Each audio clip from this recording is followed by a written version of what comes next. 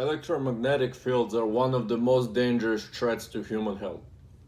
The question is, how do you limit your exposure to healthier levels?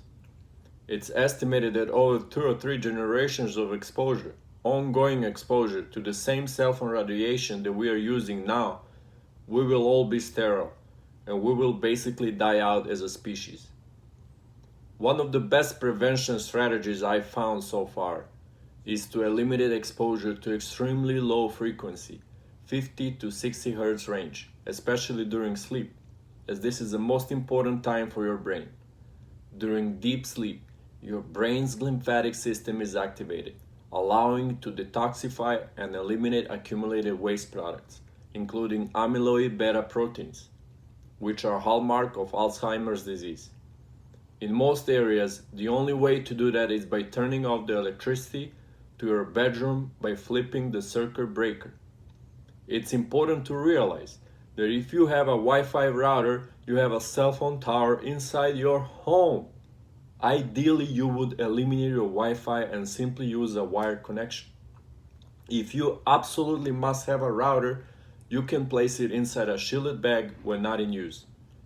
You can find shielded items online or make your own using Swiss shield fabric. Be aware that some other forms of radiation can be very difficult to shield against.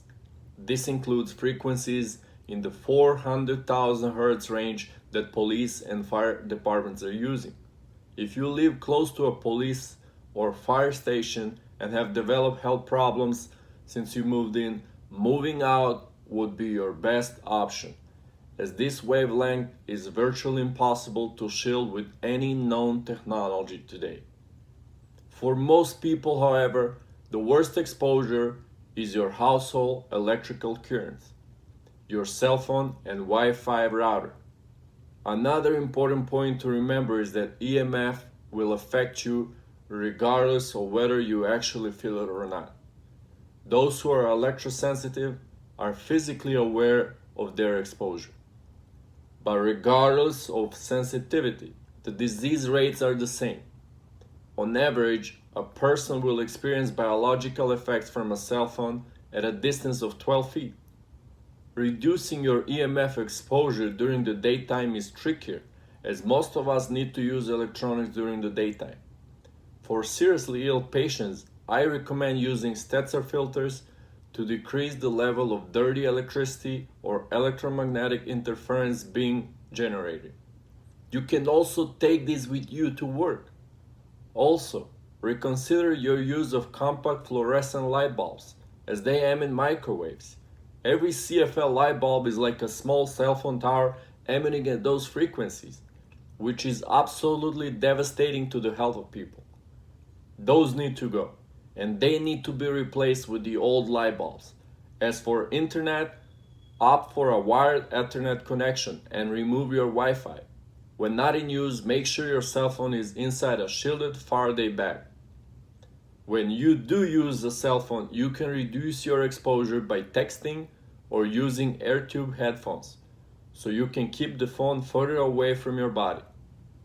Avoid wearing a Bluetooth earpiece and standard headphones, as they conduct the electric field right into your brain through your ears. I have become firmly convinced uncontrolled EMF exposure is a major hidden factor that contributes to virtually all chronic disease and hinders recovery. My clients rarely get well unless or until they start taking EMF problems seriously.